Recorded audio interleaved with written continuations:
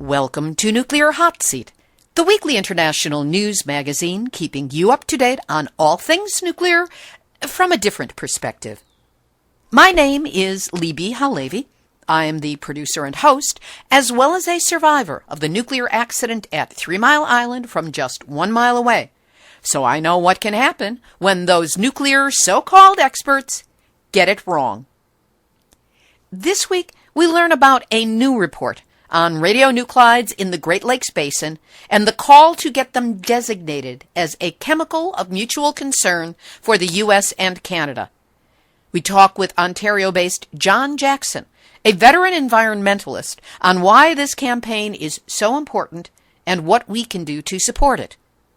Then we check in with Jane Swanson of San Luis Obispo Mothers for Peace on a piece of California legislation that could inadvertently trigger support for keeping the Diablo Canyon nuclear reactors in operation much, much longer than is safe for children and other living beings.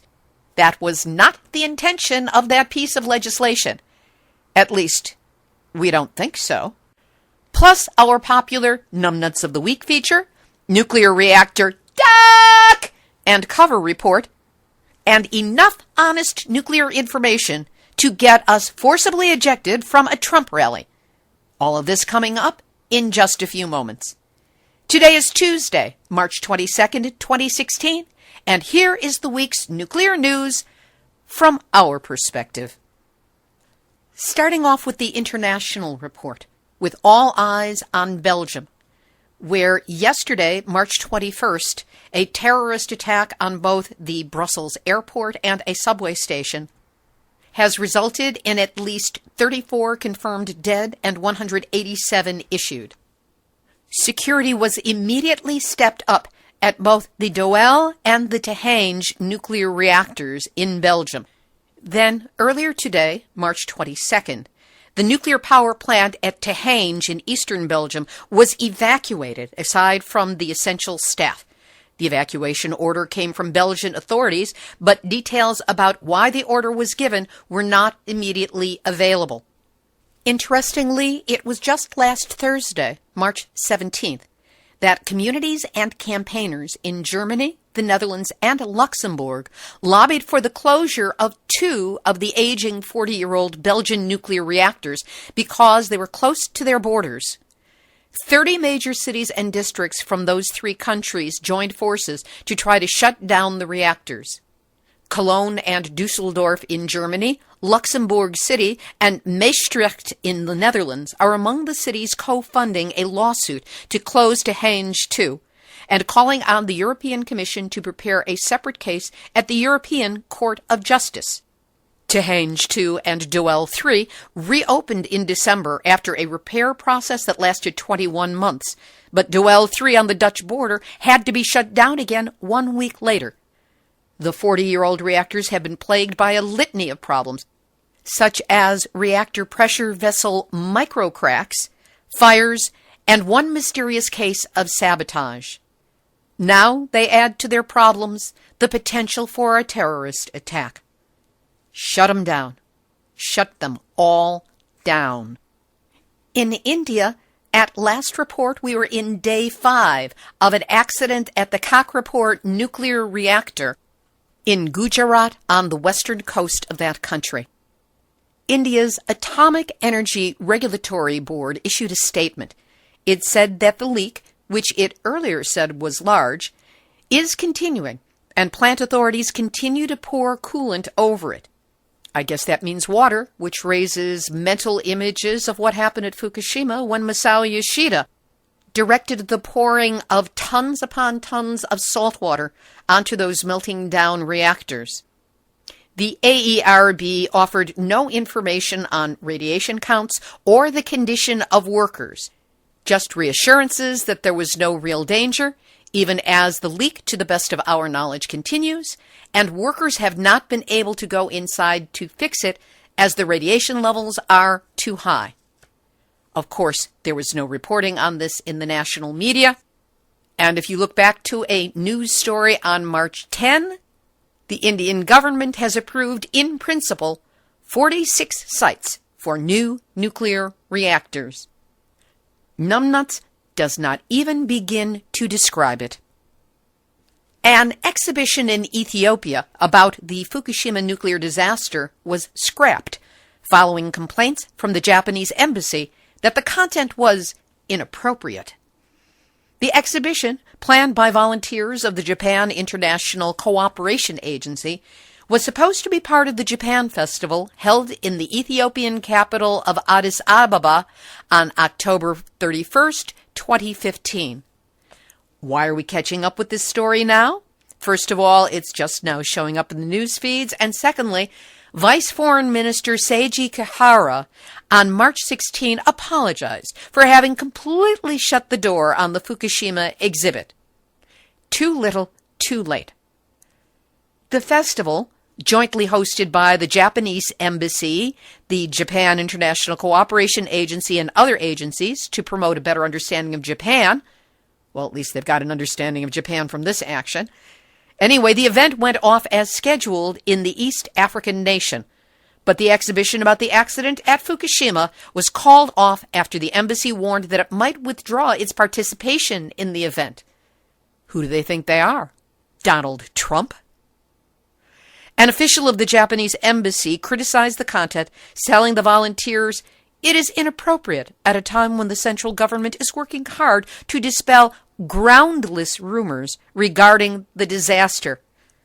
Propaganda and censorship, that's what this is. The group also received an email from the embassy saying, if the exhibition is one that runs counter to the policies of the central government, such as by taking an anti-nuclear, in quotes, stance, it would be difficult for us to jointly host the event.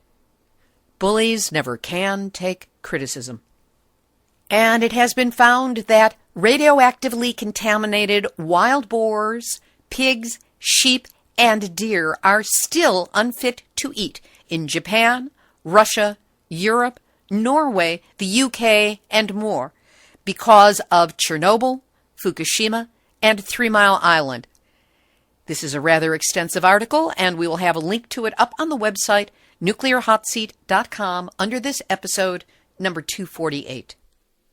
Back here to the U.S., where more than a dozen airmen who provide security for a nuclear missile base in Wyoming are under investigation for illegal drug activity.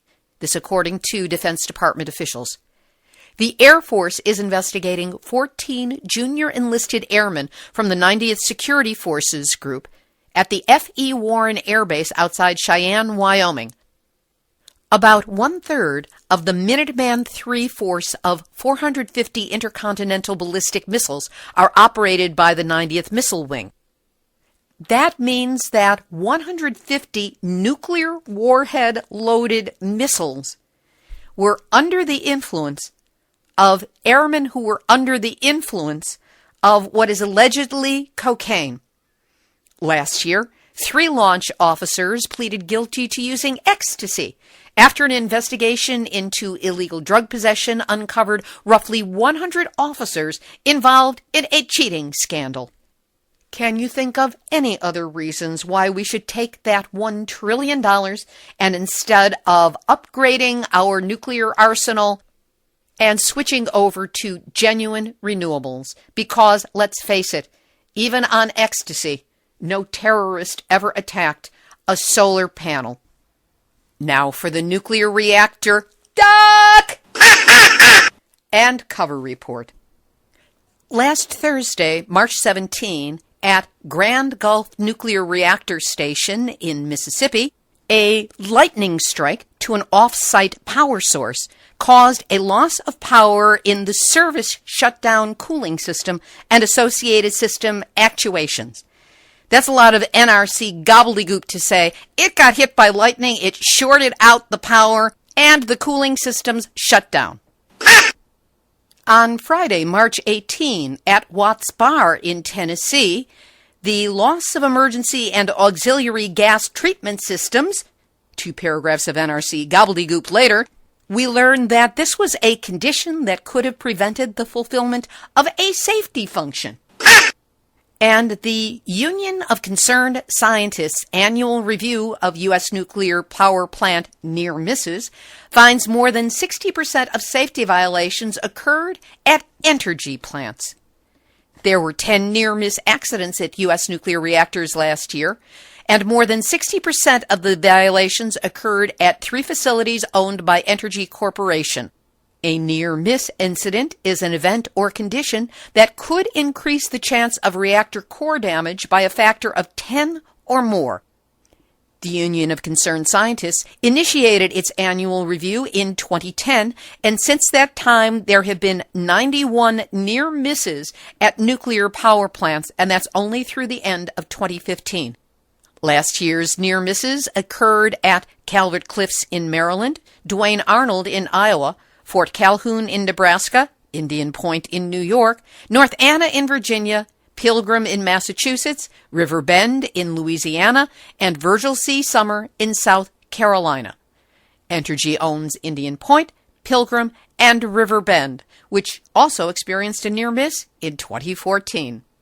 And that's this week's Duck and Cover Report.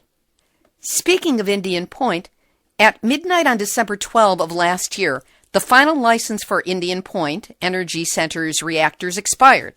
To mark the event, about 50 people walked up the road to the entrance of the nuclear power plant in Buchanan, New York. As they stretched yellow caution tape to block workers' access, they were told to disperse. 11 of them did not and were arrested. Last Thursday, March 17, represented by attorney Marty Stolar, the 11 had their hearing in court. They all, on advice of attorney, pled guilty, and the judge let them off with time served, but no fine. They told the media, yes, we are guilty, and we might have to do it again. According to a Gallup poll, for the first time since they asked the question in 1994, the majority of Americans say that they oppose nuclear energy. 54% opposing it is up significantly from 43% just 1 year ago, while the 44% who favor using nuclear energy is down from 51%. Now let's get to work on that 44% that has been brainwashed by the nuclear industry. So where do the candidates for President of the United States stand on nuclear issues? Now the truth is being told.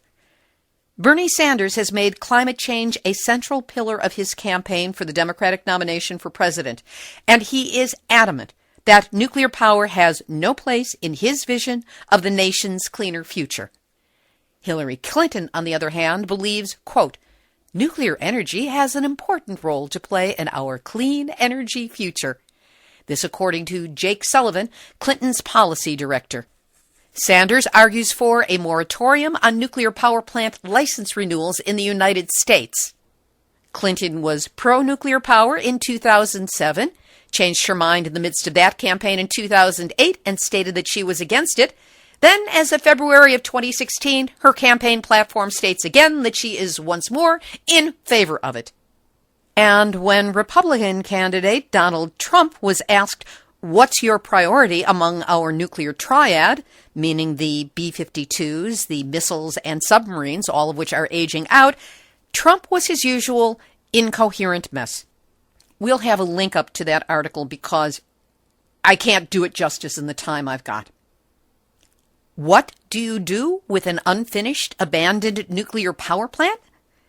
The Tennessee Valley Authority is taking suggestions on what to do with its Bellefonte nuclear plant in Alabama, which the TVA quit building in 1988 but has kept on mothballs ever since. One suggestion is to turn Bellefonte into an amusement park, similar to the 135-acre Wunderland Kalkar, built on the site of a former nuclear power plant north of Dusseldorf, Germany. Thrill seekers who would visit Bellefonte would be safe from radiation because the plant never went into production. The cooling towers could be converted into giant climbing walls. The Southern Alliance for Clean Energy suggested that perhaps Bellefonte could be used as a film production set. The plant, after all, is located in Hollywood, even if it is only the 1,000-resident Hollywood, Alabama.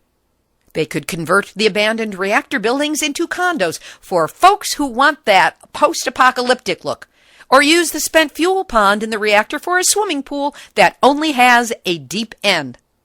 But the best suggestion of all came from Lou Zeller, executive director for the Blue Ridge Environmental Defense League. He said, "I think we should use the land and transmission facilities there for a giant solar farm." We'll let you know what they decide. Over to Japan, where on Monday, March 21st, 2 British ships arrived in the eastern part of that country to transport a shipment of plutonium, enough to make dozens of atomic bombs, back to the United States for storage under a bilateral agreement.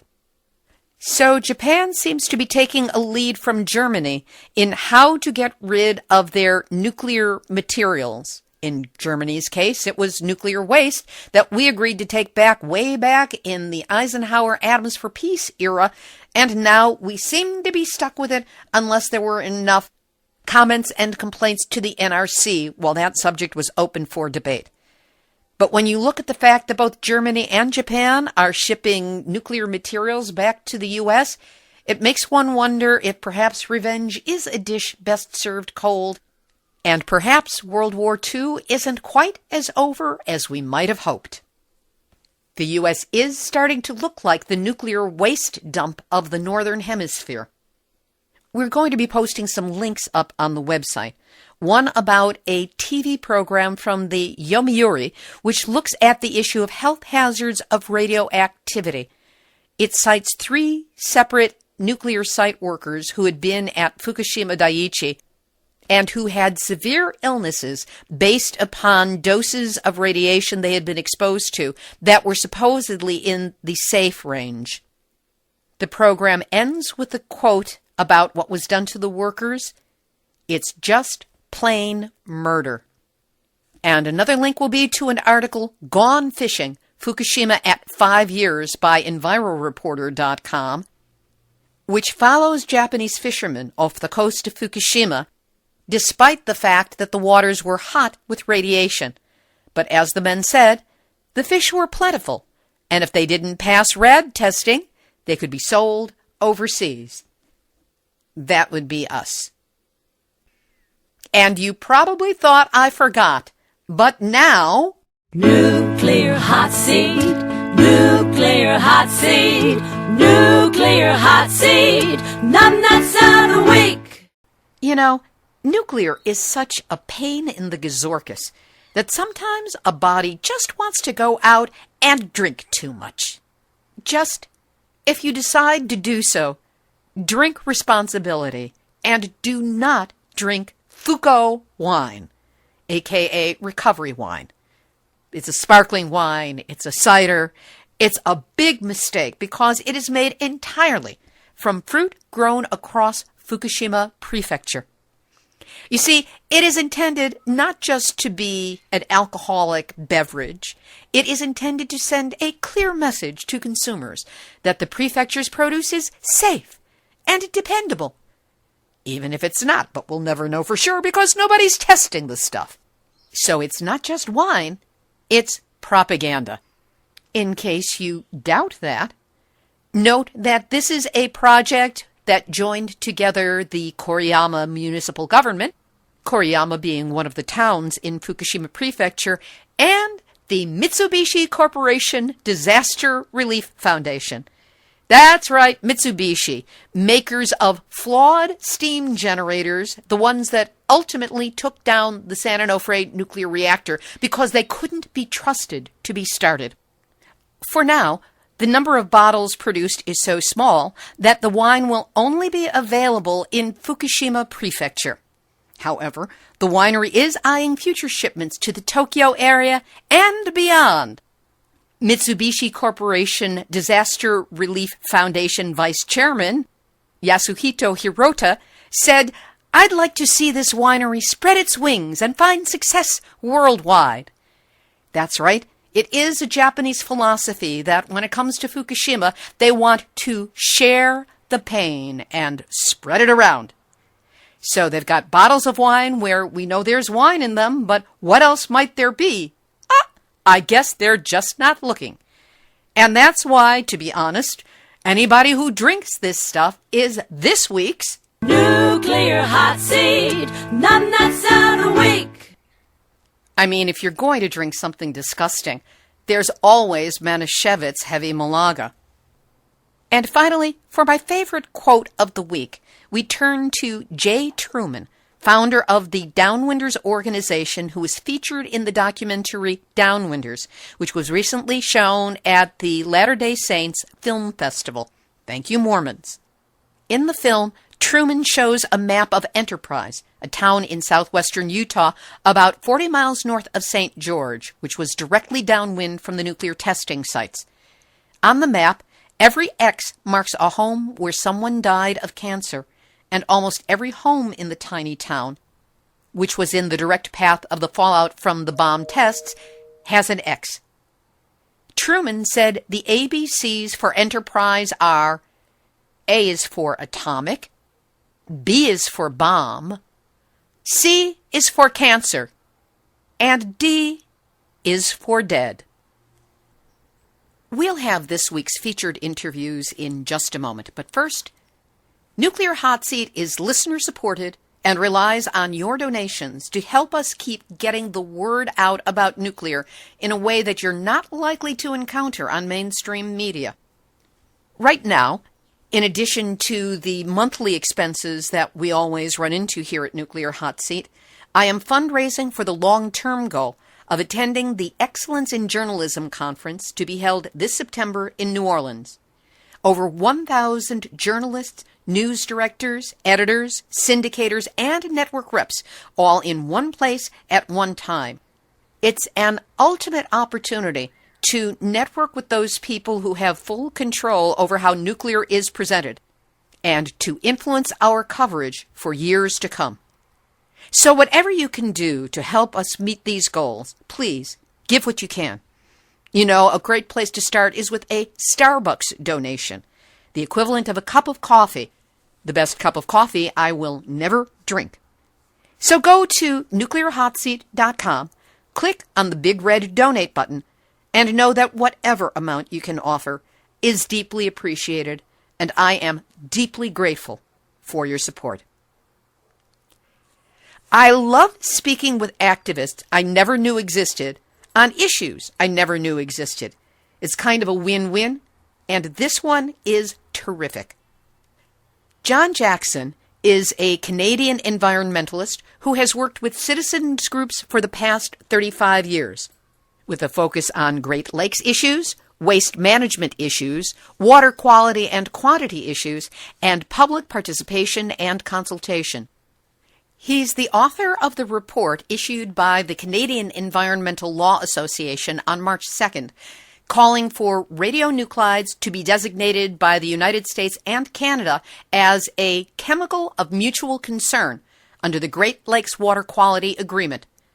More than 100 groups signed on to this report, including Nuclear Hot Seat, because they and we recognize the dangers of the high concentration of nuclear facilities that surround the largest surface freshwater repository in the world. John Jackson spoke to us from his home in Ontario, Canada. John Jackson, welcome to Nuclear Hot Seat. It's my pleasure to be here. Thank you for inviting me. Let's start out with the problem with radionuclides in the Great Lakes Basin. The main problem is that we have a huge conglomeration of facilities that have high levels of radionuclides in them. We have over 40 nuclear power plants around the Great Lakes Basin, both in Canada and the United States. The only lake that doesn't have a facility like that on it is Lake Superior, but every one of the other lakes does. Attached with each one of those is a waste disposal site for high-level radioactive waste as well as low-level waste. We have facilities in the north end of Lake Huron, for example, where they used to do mining for uranium. They're closed now, but we all know mines, they still leak. There's still these piles of radioactive material sitting there. We have facilities for processing the radionuclides, the uranium, to make them become the fuel for the nuclear power plants. So it's this huge mix of radioactive operations all around the basin, and in coming out all near the shore. That's where they were built deliberately, is near the shoreline. And we have no understanding of what is the full impact of all those facilities cumulatively in terms of the Great Lakes. What monitoring now takes place of the various radionuclides? Well, this is one of the problems, is that, yes, there is monitoring required in most of their permits to operate, but very often that information is not available to the public. Secondly, they're not all monitoring for the same things, and therefore you can't cumulatively pull the data together from all the facilities and say, this is how much of a particular substance is going out. That's particularly true when you look at the differences between the U.S. and Canada in terms of what we require in monitoring. And they also don't really look and say, what do we have out in the waters? They're only looking at their own small facility. Well, they're large facilities usually, but their own facility, and they're not looking and saying, okay, if you combine this with that other one that's just a few miles up the road, and if you combine it with that other one, that waste site over there, what's being released? And the data is not available in a way that you can combine those, even if it is publicly available, and often it isn't. You bring up an interesting issue in that the Great Lakes are bordered by both Canada and the United States. What legal framework is there for the countries to work together on this precious shared water resource? There's an agreement that we have between the U.S. and Canadian governments called the Great Lakes Water Quality Agreement. And this was first formed back in the 1960s, and this was the time when Lake Erie died, as they said, or was very close to dying because of the huge phosphorus growth, and the fish were not getting enough oxygen to be able to live and were washing up on shore. So they got the agreement for that.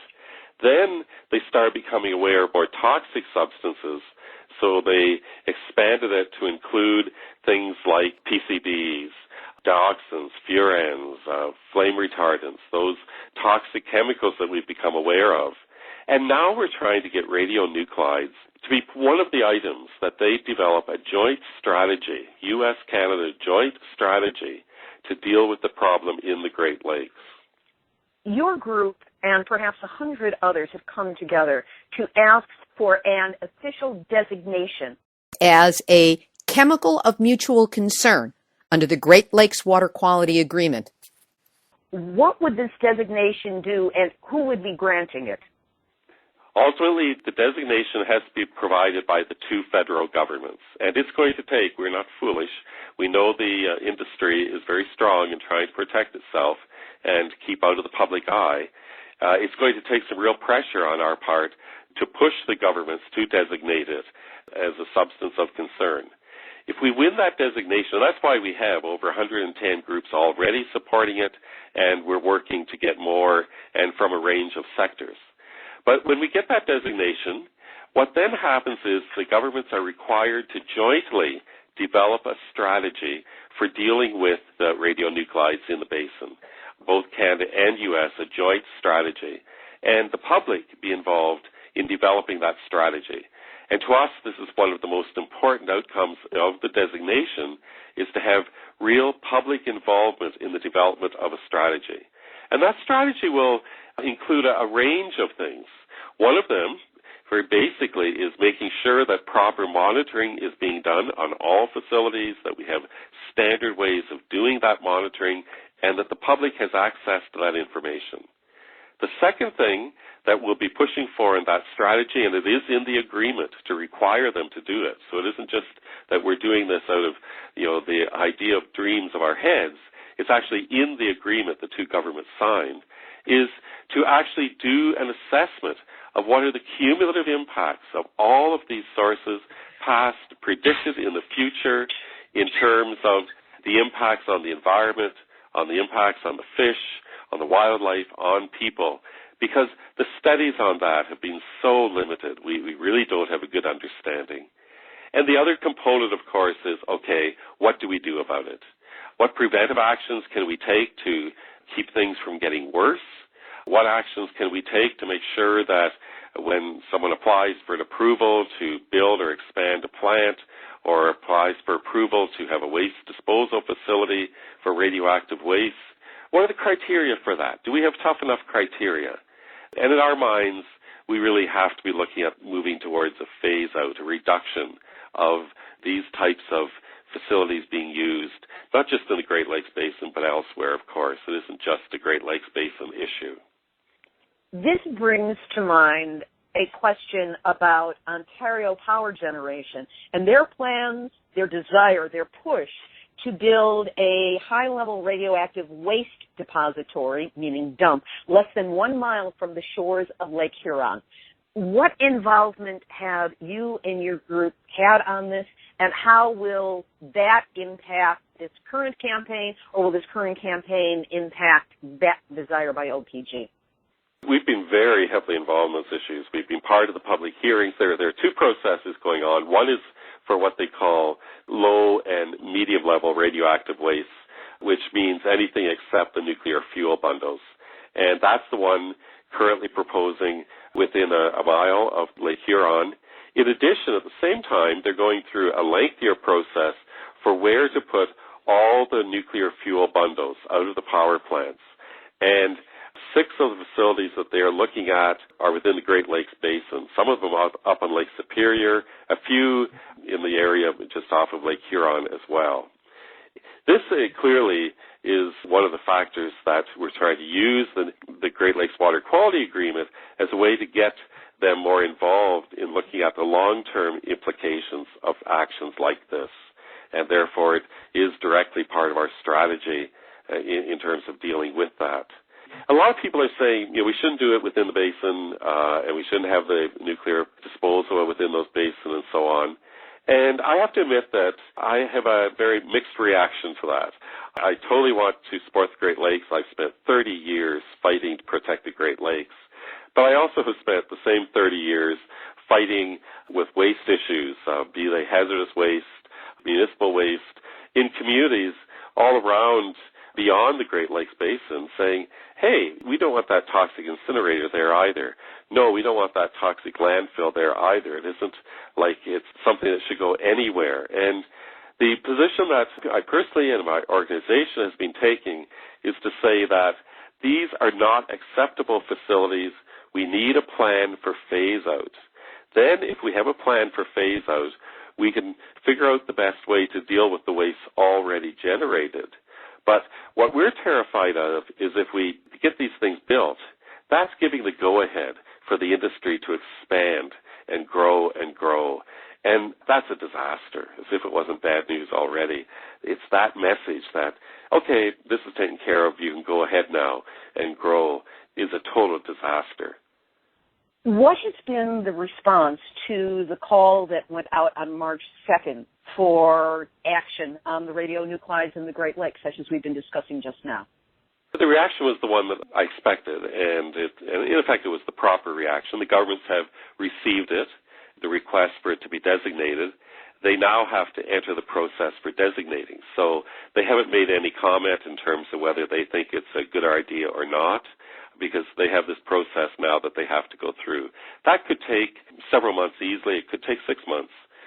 Governments tend not to be quick at making these decisions, but they certainly have not indicated their position on doing that. And, of course, Canadian government must move more quickly than the U.S. government if you're saying something will actually take place in 6 months. Well, I'm always a dreamer. I'm always confident. That's how I keep going all these years on these issues. So, yes, we are going to get somewhere in 6 months. I can't guarantee it. Then what happens, of course, if they do designate it, is to develop a strategy. They give themselves a timeline of 1 year to have developed the strategy. And if we could have a good strategy pulled together that there was heavy public engagement in a year, that was a good strategy. I'd be very pleased with that. I mean, we've been a lot of years already trying to deal with these issues. I'm not worried if it takes another year to develop a really good strategy and then to get that implemented. In your mind, what would be an appropriate strategy that could be followed through that would give us some sense that this issue is being covered? What we would want the strategy to be is to be consistent with what is already in the Great Lakes Water Quality Agreement. The Great Lakes Water Quality Agreement says that the strategy has to include more monitoring and more science. The science to help us understand what are the impacts on the Great Lakes already, to understand the cumulative impacts, what the impacts may become in the future if we don't act now and allow things to get worse. So that's one component which is required of the governments in the Great Lakes Water Quality Agreement. The other component is the actions that need to be taken to avoid the problems. And again, being guided by the Water Quality Agreement that the government signed, they created it, we all made input, but they agreed to it, is that a preventive approach has to be there, that we have to avoid potential for problems. We're not basing this on risk management, which is what we hear all the time. Instead, it's to say we have to get rid of the sources. We have to stop the sources. And in addition, the agreement uses the zero discharge is one of the words in the agreement, which would guide the strategy. Another word in the agreement is virtual elimination, which again guides the strategy. And virtual elimination means that the strategy has to help us get to the point of reducing the radionuclides in the Great Lakes. Obviously, there are substances in there, radionuclides there, from natural sources. And so when we say virtual elimination, we mean virtual elimination as a result of human activities. So it's really to develop a plan for the phase-out of these sources that are releasing materials to the basin. Does the technology currently exist that would allow that to happen? Well, I think the prior technology we have to look at is why are those facilities there in the first place, and it's to generate energy. And there's all kinds of studies out there from all kinds of scientists that say we don't need to be building more and more nuclear power plants, an incredibly expensive source of energy as well. We can't afford to keep doing that either. And therefore, it's quite realistic to think we can phase those out. We're not saying close it tomorrow, but to have a plan for phasing it out and to have a commitment for phasing it out. Likewise, then, yes, there are wastes already there that we would have to deal with, and that's going to be not a perfect solution in terms of dealing with the wastes already there, and we'll have to make compromises in doing that. But I'd rather that than having more and more waste coming all the time so that our risk from the waste would keep increasing. We can't keep generating more of these wastes. I would hope that one of the things we would have learned from our experience with nuclear power is that you should never use a technology or a chemical until you know that you have a safe way to deal with the waste after you've used the chemical or after you've used the technology. We went into this technology in the 50s in both countries, Canada and the U.S., and we knew we didn't know what to do with the hazardous waste. And then decades later, we still have scientists, the National Academy of Sciences, for example, saying we still have a lot of unknowns about how to deal with these incredibly toxic wastes that will last forever. The EPA and Environment Canada both say we need to keep the high-level radioactive waste separate from the environment forever. Some say 1 million years. Not that much of a difference. In my early days of doing Nuclear Hotseat, I spoke with a nuclear engineer who had been active in the 50s. And when I asked him how the technology was allowed to move forward when nobody knew what to do with the waste, he said that the engineers were just confident that by the time it was a problem, it would be figured out. Unfortunately, we haven't reached that point yet. If I can just continue on that, I just think it's such an important lesson for us, not just in terms of nuclear, but other things. The flame retardants that we brought in, PVDs, and now we're saying, oh my goodness, we have to ban these. But we've got all these out in the environment already. How do we get rid of them? PCBs, we finally end up banning. We still have these all through the environment. These were substances that we knew when we started using them, that we didn't know how to deal with them at the end of our lives, but we said not to worry, the engineers and the scientists will find a solution. Well, we've had too many examples already where we've gone decades and decades and half a century still haven't found solutions. We should not have that confidence. I always refer to that as There, Missy, don't worry your pretty little head about it. the experts will take care of it. That's it. And we see what they have done with it. It seems that the work that you are doing, and all the other groups as well, is important not just for the Great Lakes, but that it has implications for the rest of the world. I would like to think it does. I think, first of all, one of the messages for people and elsewhere in the world to get out of it is the necessity for us to work across political boundaries, across those jurisdictional borders. And it's something that we in the Great Lakes have really struggled to do, and knew that, this is one ecosystem we live in. And if we're not coming up with common solutions together, we're not going to solve the problem. I hope another lesson that will come out of this is that we have to look cumulatively at the impact of all the sources of this type of waste or this type of pollution, all of them together, not just one by one, because you look at them individually, they don't look that dramatic. You start piling them up together, and it's huge. And that's again something that all of us need to realize. And I would hope that a strategy that we can come up with in the basin, if we come up with a good one, and I'm confident because of the pressure that is here, we will get a good strategy, that there were useful things in that for people in other parts of the world to use in their strategies. What has been the media response to the press release that you sent out last week? The media response has been quite a lot of coverage of it, and I think the main message out of it that has come from the media is the surprise and shock at the number of facilities and sources of radionuclides around the basin and the map. That map where people just look at it and they're startled. Wow, look at those spots all around the basin, every state, every province around there except Lake Superior. And they're just shocked to realize the extent of it. Again, is an example where you don't just sit down and look at it as a whole. You look at it piece by piece by piece, and it doesn't really hit you what the real impact can be. What can the listeners of Nuclear Hot Seat do to support you and support this campaign, be it in Canada or the United States? At this point, it's really important we get this designated, and it's important for people, not just within the Great Lakes Basin, to be saying they think this is important, but for wherever, anywhere in the world, to say, hey, this is an important initiative. We're excited by this. We think this could be a really valuable precedent for all of us, and to inform the U.S. and Canadian governments of that and of the support to have this done and of support to have a strategy developed that we all could learn from. The U.S. and Canadian governments are open to flattery. If people elsewhere say, hey, we think you could do an important precedent here, I think that can have an influence on them. We will, of course, be posting the relevant links up on the website, nuclearhotseat.com, under this episode. Is there anything else that we can be doing that is going to support this campaign and hopefully hurry it along?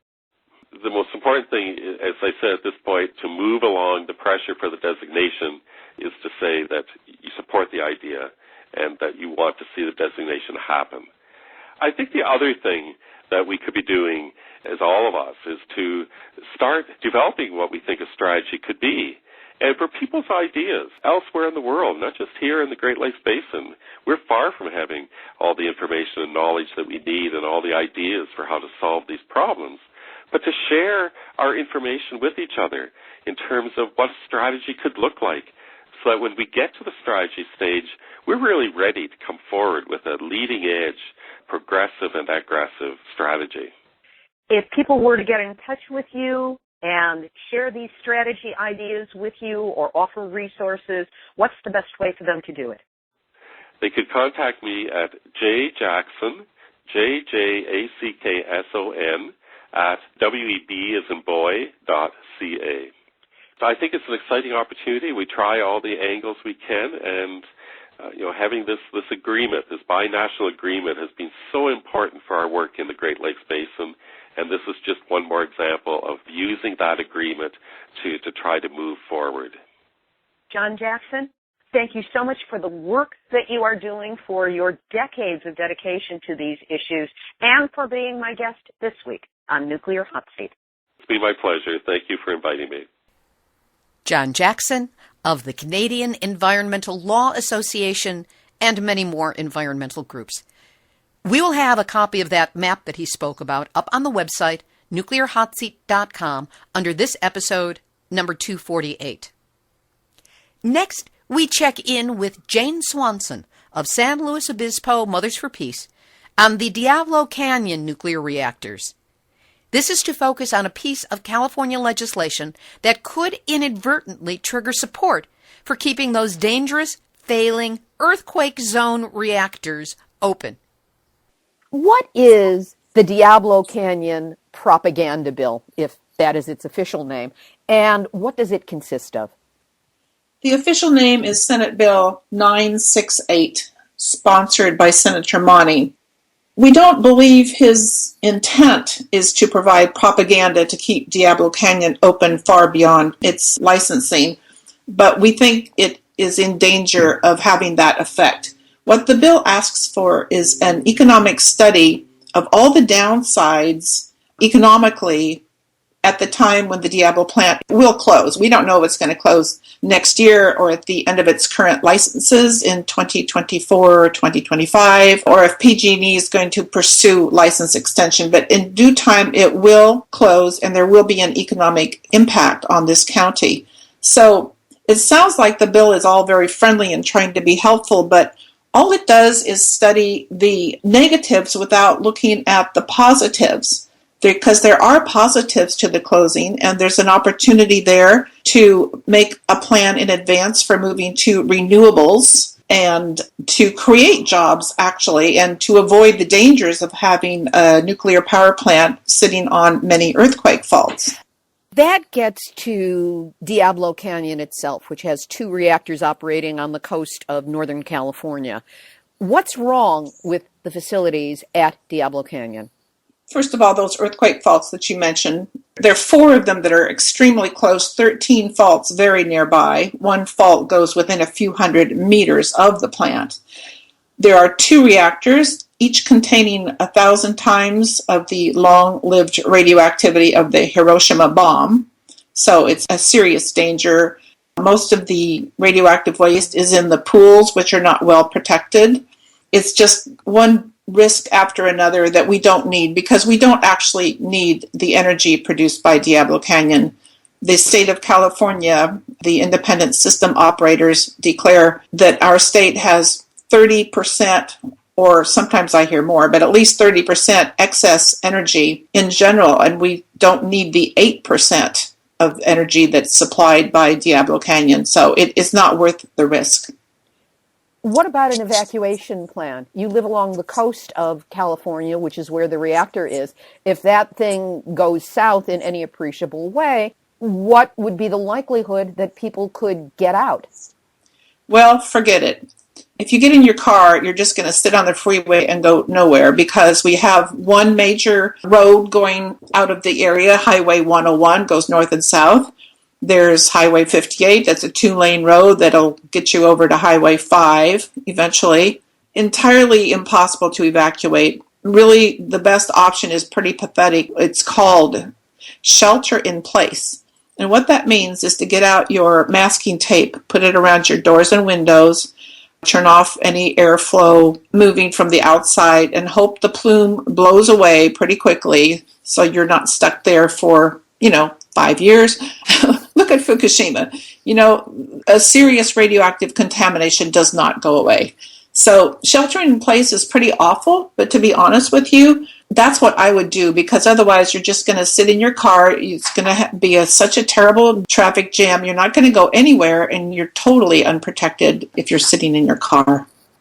Going back to Senate Bill 968, what has been done to try to amend it, and how successful has that been?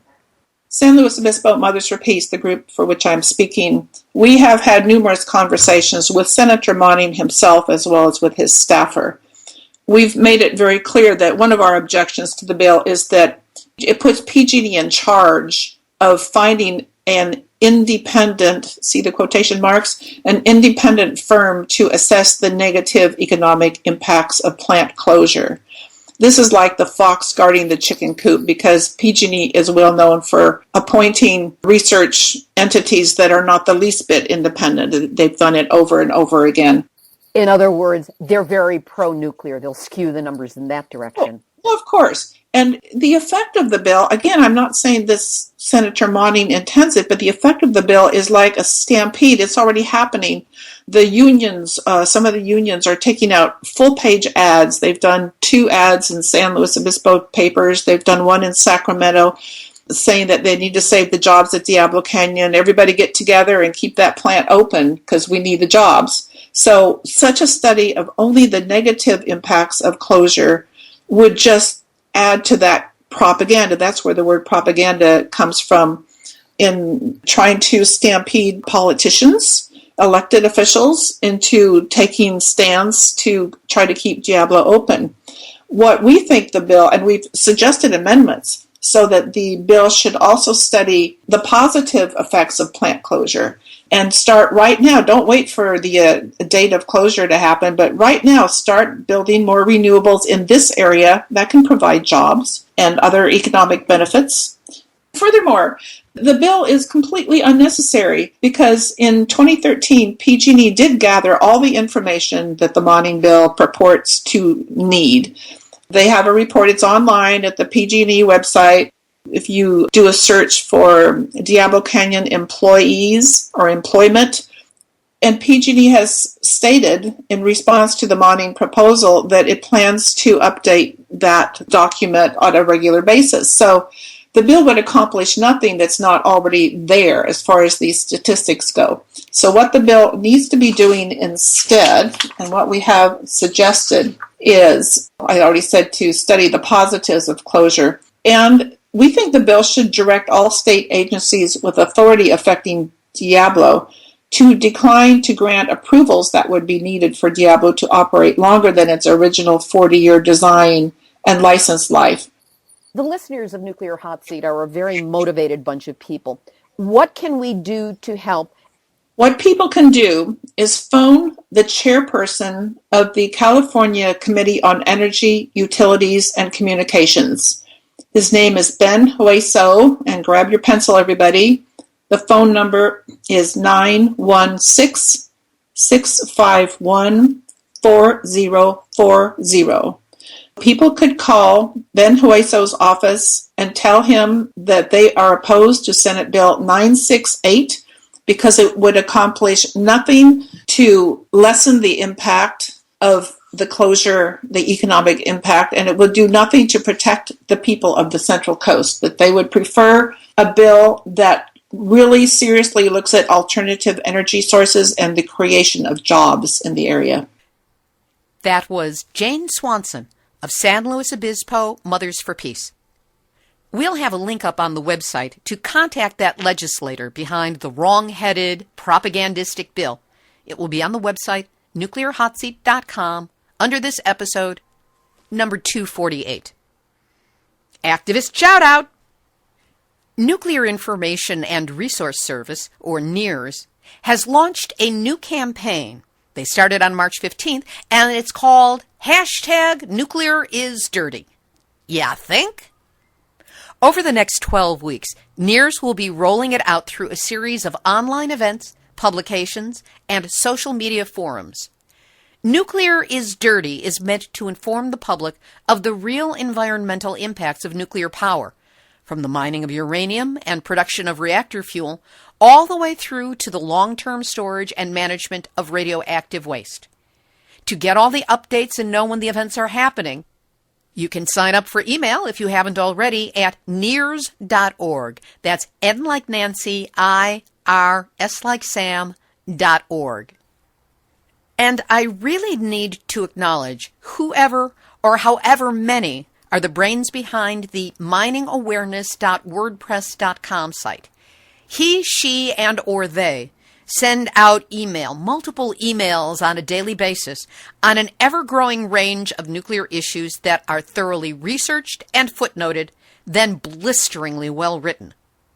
Many have content that exceeds my technical understanding, but even the most challenging of them provide accessible information and help one to connect the nuclear dots. If you haven't signed up for this email thread yet, I suggest you do so. Go to miningawareness.wordpress.com. It's a little obscure, so you have to scroll down the left-hand column all the way to the bottom, where you'll see a teeny tiny box that reads, Follow blog via email. Fill in your email address, click on it, and you'll be getting the email. Not a lot of people do this. I saw that there were only 108 people signed up for the email, and there really should be a lot more, because we all deserve to have access to this valuable source of verifiable information. Here's today's final thought. I have no final thought. Literally. None. I am all thought out. For now. Check this space again next week.